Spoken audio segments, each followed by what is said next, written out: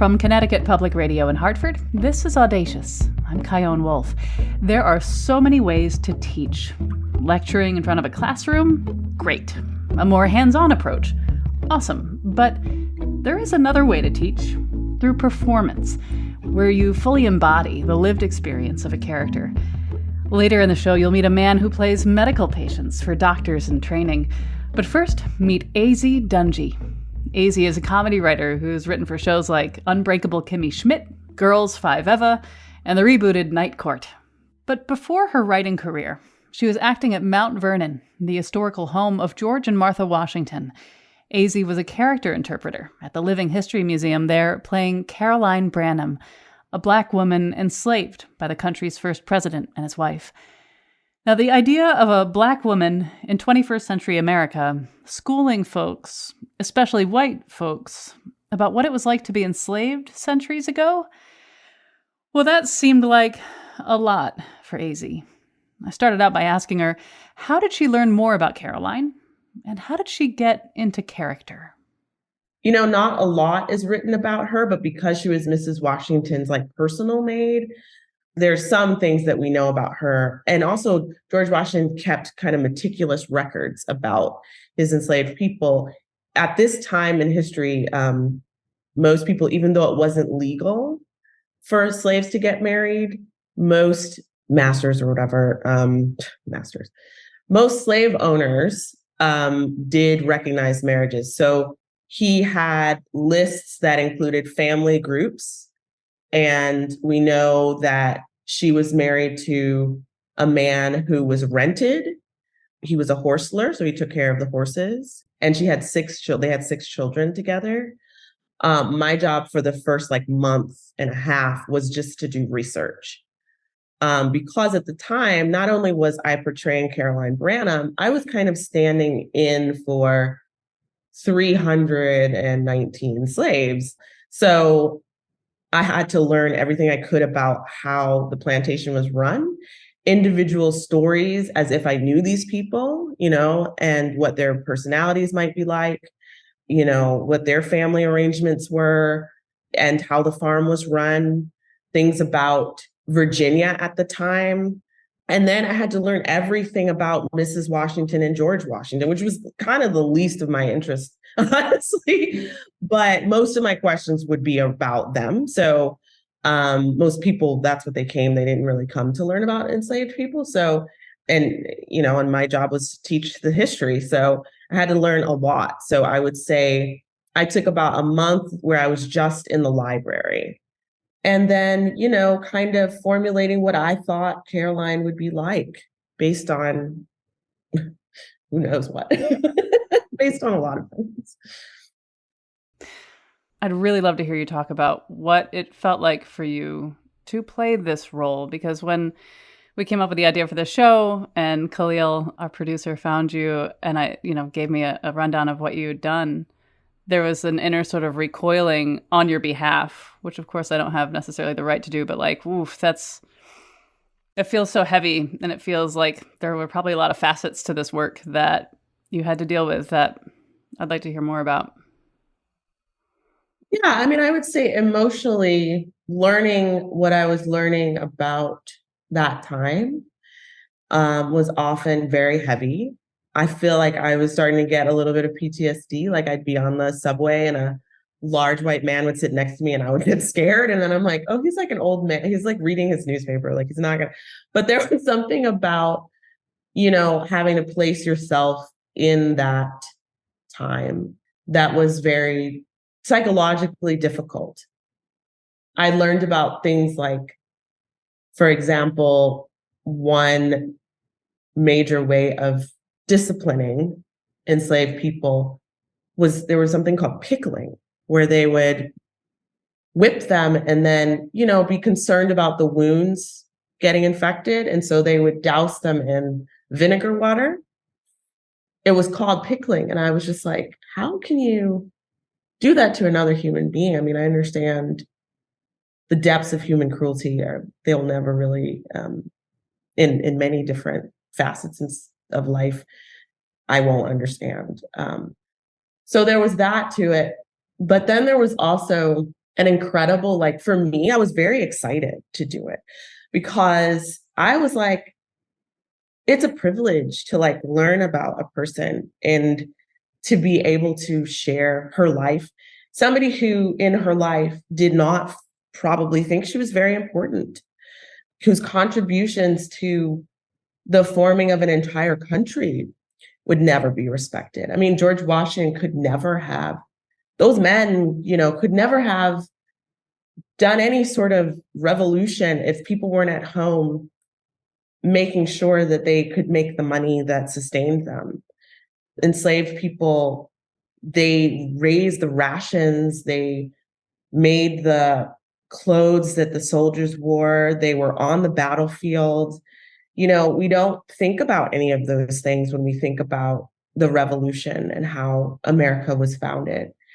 And I have a lot of feelings because I'm also native from a tribe in Virginia, the Pamunkey, who were the first contact. And so I'm not exactly proud necessarily of the revolution, but what I mean to say is that the contribution to what we now know as America of Black people has been completely eroded and disrespected. And so I was really happy to been given this task to bring this woman's story and to help people to see these people in history. They go to Mount Vernon and they go there as a pilgrimage to George Washington.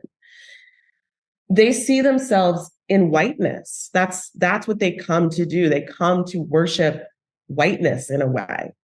And I was sort of like, hey guys, like that's not what you should be doing. You should be looking at the complete picture. And part of that was to bring humanity to this human being. So I was happy about that. But when I started the job and started to realize how unprepared people were to confront and reflect on the history, and then confront and reflect on what it meant for them today, and the defensiveness and the nastiness, it was like a tiny kernel of what she would have endured in her life. Just a tiny kernel of the amount of disrespect, disregard, and discarding and abuse, that she would have suffered.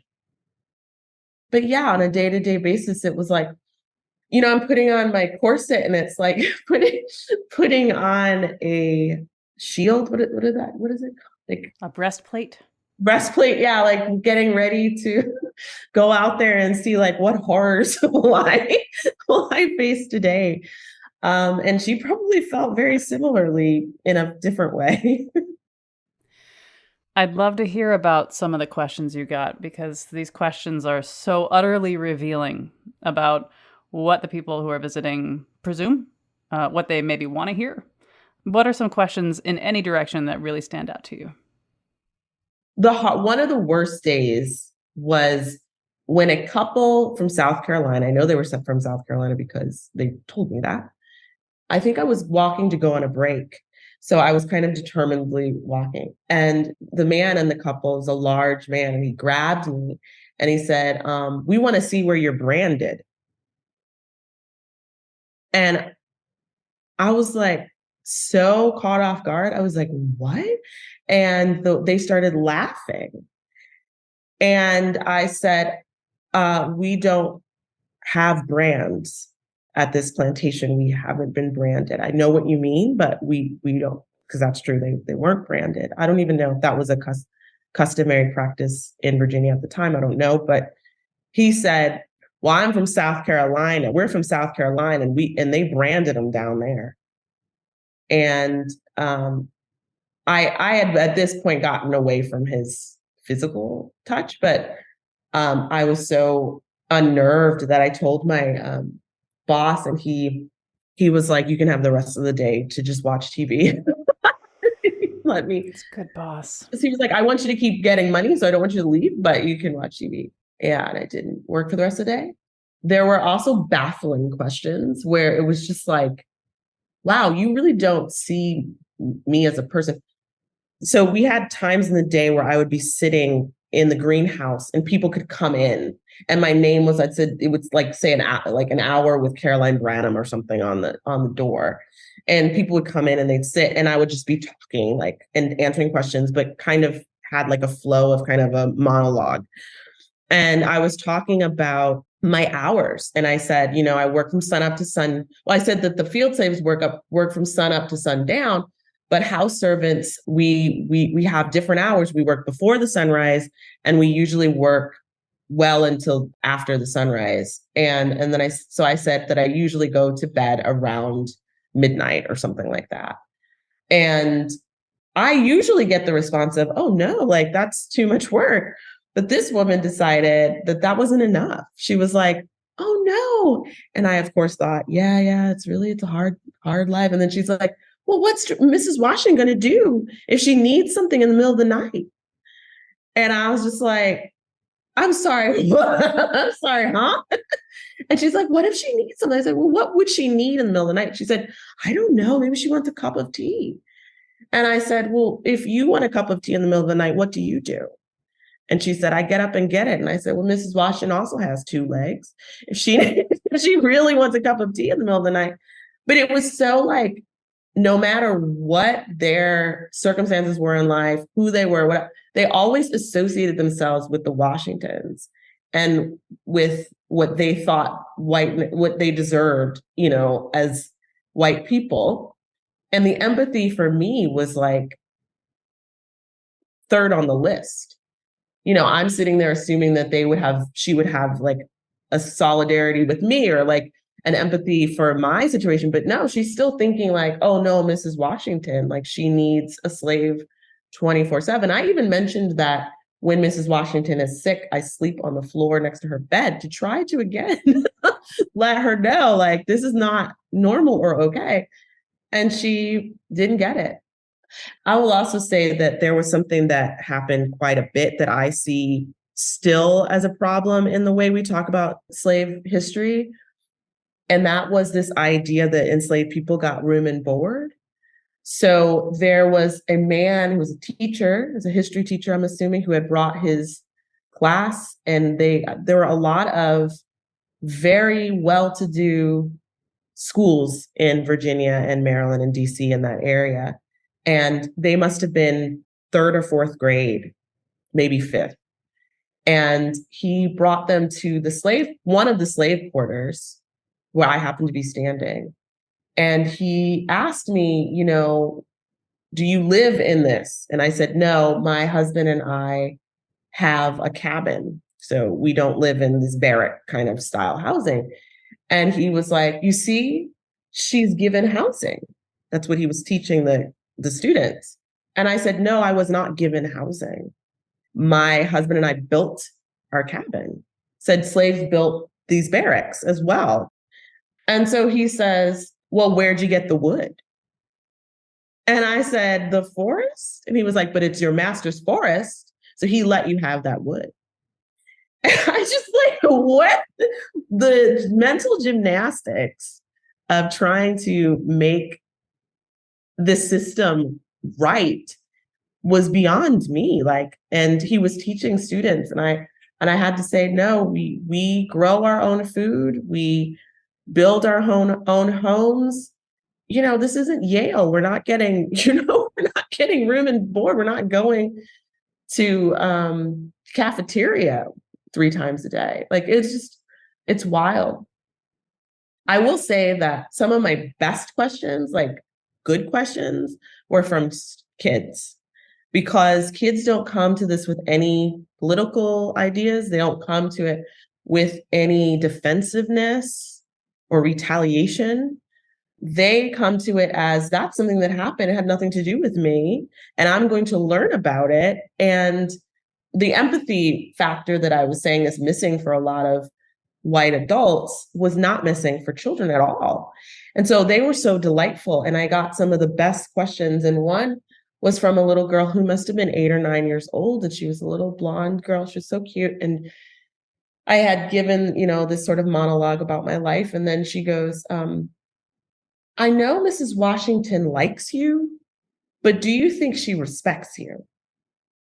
so many people would say things like, oh, are they kind to you? Oh, I bet they're really nice. Oh, I bet they love you. Oh, all these things about kindness and niceness. And yeah, I'm sure it's much better if you have an owner who has a good personality, sure. But at the end of the day, like, whether you're nice or you're kind or you like them, you do not respect them. And I don't understand how niceness comes into it at all, honestly. But, I had to think about how to answer that in character. But at the end of it, I definitely said to her, that was a good question, and a question that you should keep asking. She would make a good public radio host. Yeah, I pray that for her every night. That was Azie Dungey. She was a character interpreter for a real woman, Caroline Branham. Caroline was enslaved by George and Martha Washington at their home in Mount Vernon. When we get back, what kind of reactions would she get from Black people? There was one Black family, the dad was like, so we're going to be in the back in about 10 minutes. We're going to break you out, Plus, when you're acting as a patient for med students, can you be, like, yourself, or... As much as I would love to, bring in the fact that I have a lovely dog and what I ate for lunch, we all have to have kind of the same answers so that the students are at a fair advantage. I'm Kyone Wolf. This is Audacious. Stay with me.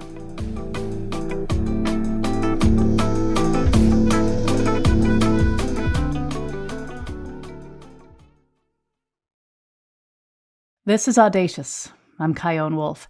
Today we're meeting two people whose acting skills have educated and entertained people. Later you'll hear from a standardized patient. That's someone whose job it is to act like a sick person, to teach med students how to interact with patients.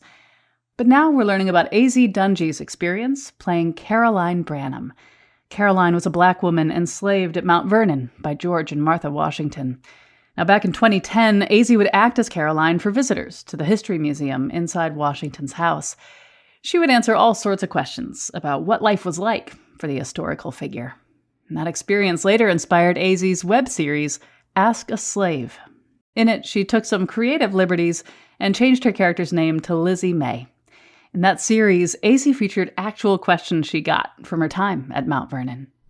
Now, why don't you just go to Massachusetts and go to school? Now, why are you gonna go and ask me something foolish like that? I don't think it's foolish. I think going to school is a good idea. That's not the part that's foolish. How do you expect me to get up to Massachusetts? What, am I gonna sprout wings and fly? No, you could, ride a horse. Oh, so now I'm a horse thief and a runaway. Well, if I'm looking for new and exciting ways to get myself hung, I will remember to call on you. Where do your kids go to school? I wanted to know, when Azie was playing Caroline, what kind of reactions would she get from Black people? Well, first of all, there was a lot of camaraderie, like joking around. There was at one time in the house, in the Christmas program, where a Black family, the dad was like, so we're going to be in the back in about 10 minutes. We're going to break you out. There was those kind of like fun moments. And then there was one where it's like an old Black man who said something like, well, George Washington was a good slave owner, right? And then his wife started smacking him. She's like, there's no such thing. Like, it was just like, I just let them fight. Well, I mean, he was better than a lot of them. And like, she's like, I can't believe you said that, that kind of thing. But I think that they would ask more questions about my family. They wanted to know more about the life of this person. So they would ask more questions like, well, how old are your children? What do they do? Do they have to work? What does your husband do? It was much more intimate kind of questions. They saw the humanity of the person instead of... and I think they really want to learn about the lives of enslaved people. So like, they definitely saw the humanity because they saw themselves in me immediately. There wasn't like a wall that I had to bridge for them to come to my side and want to see, things from my point of view. They were a lot of times happy to see me because they thought certain things were missing in what they were reading and things like that. Or they may have gone to the museum and read something about a person and wanted to know more about that enslaved person. Like there was a chef who George Washington had who eventually ran away and went to France. And we think that he became this like kind of well-known French chef. Lots of Black people ask me about that chef because he's written about in the museum, and they're like, what's he like? And, you know, and then I actually knew some anecdotes about him. So I got to, with Black patrons, as they're called, I definitely got to share more in depth. And so it was like a better experience for me too, because I had a lot of knowledge that I wasn't really being able to share because I had to get through this wall of like misunderstanding the basics. What's a question that you really wish someone would have asked that no one ever did? So there was a point in time during the Revolutionary War where an enemy, so a British vessel, docked at Mount Vernon and forced the person who was running the plantation at the time to give them supplies. And at that time, something like 70 people escaped on that boat because the British were offering freedom for anyone who would fight on their side. And George Washington actually found most of them and brought them back during the war. But a few were able to escape outright. But I always wanted to talk about why I didn't get on the boat. White people often say things like, they stayed with them and they worked for them because they loved them. And it's like, no, maybe they loved the tree that they saw every morning. Maybe they loved the people they'd grown up with down the road. Like maybe they loved visiting their grandmother's grave. It does not mean that they loved you. So anyway, those kinds of things that are deeper, I wanted to talk about, but who has the time? How would you take care of yourself when you would clock out every day? I suffer from depression in general. Like that's a thing that comes up for me. I think I definitely had low-grade depression. I think I would obsess over certain things that had happened during the day, things that I could have said differently. People, like I still think about things that people said to me that I wasn't prepared to answer at the time, and then thought, no, they were wrong. And I wish I should have said, yeah, you'll do that after this interview too. Yeah, no, I'm sure. And and that would plague me. And I would think about that for weeks because I really felt like it was my burden to like teach these people. So I don't know if I did self-care in a very good way. I mean, I took a lot of baths. I prayed a lot and I slept a lot. And one of the biggest things I would do was tell the stories and make jokes out of them. I think that's a mechanism that all people of color and of trauma have. Black people and Jewish people definitely share this. Mel Brooks talks a lot about this. And so that was very cathartic for me to be able to tell the stories and then find the irony in them or the humor in them. And it got to the point where friends would be like, what happened this week? What happened? And that's how the web series was born, actually, was through telling these stories and people being like, you should do something about you with this and everything. So that helped a lot. Like laughing definitely helped a lot. I'd like to hear your thoughts about joy in this role. I think when people imagine enslaved people reporting back about what they've experienced, whether it was from your experience at Mount Vernon or as Lizzie May in this web series, joy is not the first thing that comes to most people's mind. But there were moments where these characters were able to talk about what brought them joy. And I'd like to just hear about what that felt like within you in the context of all of this to represent and show joy. That was very important to me because I think that Black people have an uncanny ability to find joy in their lives and to create joy. And I would say that they would say, what makes you happy? And I say, I make me happy. Like I decide when I have joy. Like because the world's not giving that to me, I think there was sorrow in knowing what their lives might be, but there was also hope. I think they always had hope. And the idea of place came up for me a lot, like loving where you are and having a connection to the land. That's something that I think African-American people, even as crazy as it is being sort of refugees on this land that isn't ours, but being able to look at, this beautiful river in Virginia and the magnolia trees up and down the lane where she would have to walk to get to the mansion. I was like, that had to have given her that beauty had to have given her some joy. I think she had joy in her husband, who, against all odds, there were a couple times when he was sent back because, like I said, he was rented and their relationship was tenuous. They didn't own themselves. They didn't have a legal marriage. I think also being an actor and coming from character and doing plays and things like that, where you think about your relationship to everyone in that way, they came alive to me in that way. And I saw the joy that they may have brought each other. But yeah, I think it's important to remember that that's how so much of American culture came to be, like the music and dance and our storytelling traditions even were out of African descended people insisting on joy. So that was important to me. And again, laughing, I've done a lot of research on why satire works, why satire is important, why Black people often have turned to satire in their work, what laughter does to the body and how it helps us through trauma, like physiologically. And so for me, bringing laughter into these stories, even when I interacted with people as Caroline, not just in my web series, but as Caroline, it was strategic because I understood that if I got them to laugh, then I got them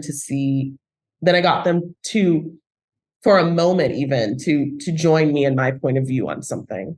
So even if it was to laugh at how foolish their question was, it was really to laugh at the point of view that question was coming from, because the point of view was violent. The point of view was abusive. But to laugh was to see, oh, I see what she's saying. Like when I said to the woman, well, what do you do when you need to get something in the middle of the night? And people laughed because I said, she's got two legs too. And it's like snaps them into, oh, wait, like, what was I thinking?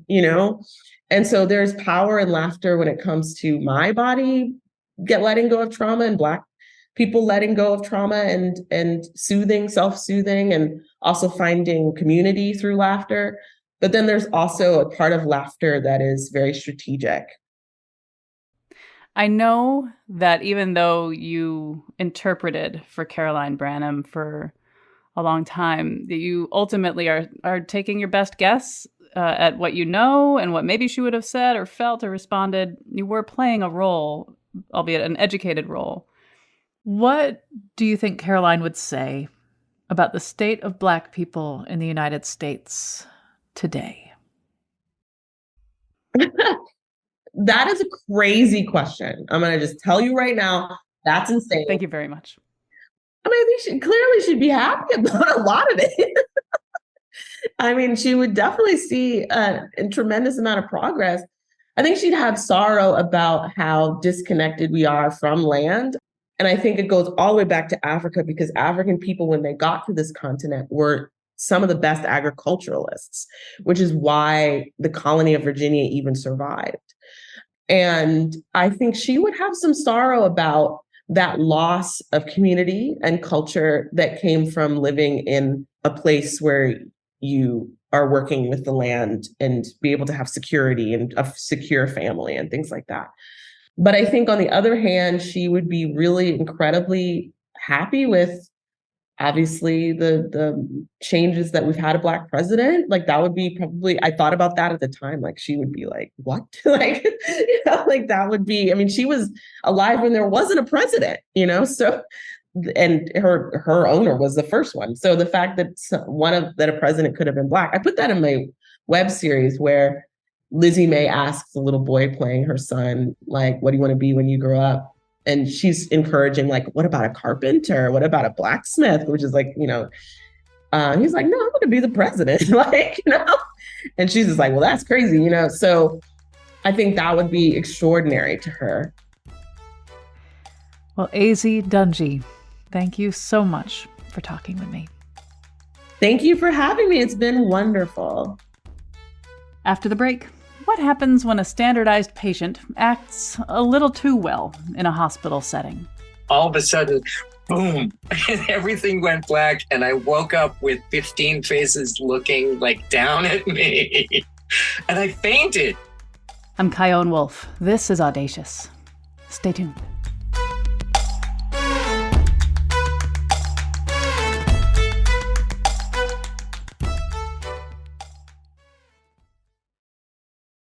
This is Audacious.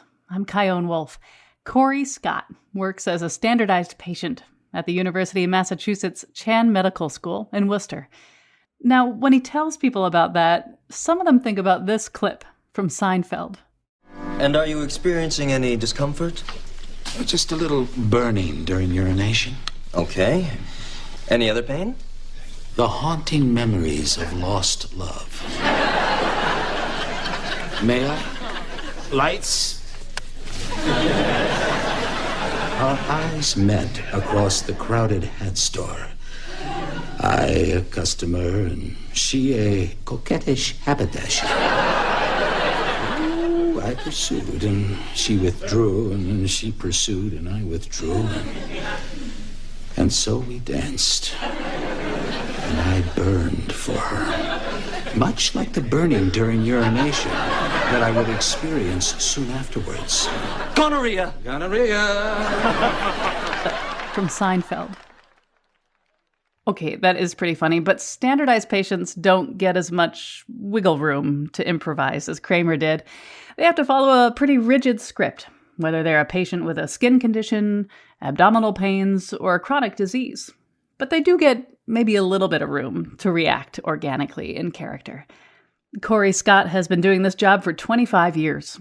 And I had to know, back in the day, how did he find out? Believe it or not, my mom was looking at a thing called a newspaper. Do you remember those? Oh, they're like sort of gray and they're made out of paper and they trees. have like a smell to them. Yes, exactly. Yeah, I've heard of that. Bizarrely enough, so she found an article or an ad for actors, and I usually run for the hills whenever I see that because they're usually asking for money that we don't have.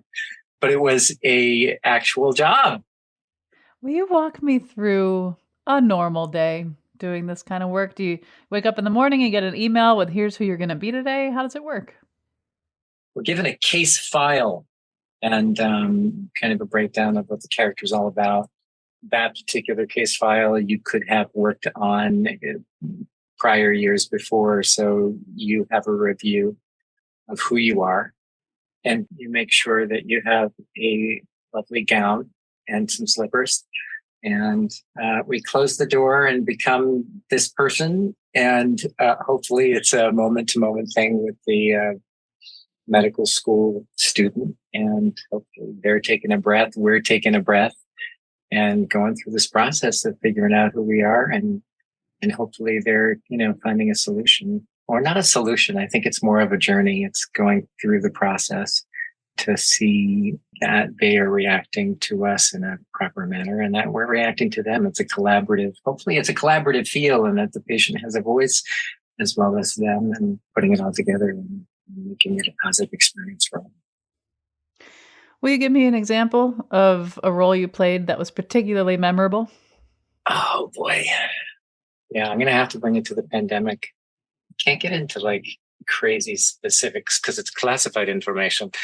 But I would have to say this gentleman that I was portraying definitely had some psychological issues. But the remarkable thing about that particular project was it was for social work. So again, this was during the pandemic. So we weren't associating with anyone. And to be able to connect to these students on a weekly basis, we were given 8 weeks of casework. So each week would have like a different area that they would concentrate on. So it was fascinating because of the fact that, again, I wasn't talking to anybody at the time. And it was almost like, I am really looking forward to seeing these people again. And they connected to the character as well. And it was just this like mutual moment of just like connecting with one another. And I thought that was really special. And not only did it provide, a paycheck, but it also provided just the social need at that moment in time. So yeah, I would definitely say out of the 25 years, the last, 3 were pretty memorable. Yeah. When you get an assignment to be a certain character, let's say a 45-year-old man with abdominal pain and lower back pain, what else are you told about the character versus stuff you can kind of make up on your own? Okay, so I'll go back to the S in SP. It's standardized. So as much as I would love to kind of, bring in the fact that I have a lovely dog and what I ate for lunch, we all have to have kind of the same answers so that the students are at a fair advantage. That being said, it's kind of being as that character, but in parallel, you're also checking this list at the same time. So as much as you would love to be 100% submersed into being who you are, you also have to have this mind in the background saying, okay, family history check, social history check. Did they ask for the patient perspective check? That sort of thing. So it's not going to be, like you're part of the groundlings team and you're going to start talking about anything you want, really? No. But that would be a really interesting party. Do you know what? You reminded me. You reminded me. Sometimes what we do for prepping or training people that are coming on board is the SPs are actually pretending that they are the doctors. And it's bizarre because basically we're on the exam table and we're being questioned, and now they switch the tables so that we're going through that format. And that is mind-blowing because all of a sudden those nerds start to come and you're like, oh my gosh, what's next? Because I really haven't gone to school for this. And you start feeling that exact same feeling of the medical student. And it's a beautiful process because that, of course, gives us compassion for them when they walk into this exam room of what that's like. We have all the prep work. But I think it's the same, too, in the sense of, let's say if we have 8 cases for the day, and, we haven't done this case for a year, that first feeling of, okay, who am I? What am I doing? How many pills do I take? That sort of thing. But then after, the second one, after the third one, it's like you can hopefully do it in your sleep. Are there any interactions that you've had where getting emotional was part of the job? Yeah, there's one that comes in kind of like he knows what's best for him. And that's really interesting because all of a sudden it's like, well, wait a minute, who's the doctor? And you have to maintain that attitude and that speed and that focus. And it's kind of funny because, again, we're kind of taking their position. So for them to say, okay, what's going on here? And that's going to come up in, real life too. You're going to have patients that don't want to talk. You're going to have patients that talk forever. That's like, okay, how do we reel that in? So in some ways, yeah, it is the groundlings for them because they're like, okay, how do I deal with what's being delivered here? And that's the whole test. Yeah, it is kind of interesting that both you and the medical student are both acting. Yeah, it is. But the funny thing about that is I think the beauty of acting is authenticity. Like it's got to come from a place of authenticity. And if you strike that authenticity, then I think you're going to be fine. It's when something is not in alignment with that is where it falls off the track. Do you ever wonder if by embodying all these people with all these conditions, I'm going to get woo on you right now. Yeah, I'm feeling it. Do you ever? I can feel the woo. Here's the pitch. I know. Do you ever worry that you will in some way manifest some of the conditions for which you are in which you are acting as having? Who knows? I'm probably in a research study right now that I'm not even aware of, inadvertently. You and all the other SPs are just mice in a cage. It's kind of funny because who knows? That's the thing. I mean, I try to kind of separate it and not think of those things. And so far, so good. But when those psychological things do surface, I'm like, oh, I know this one.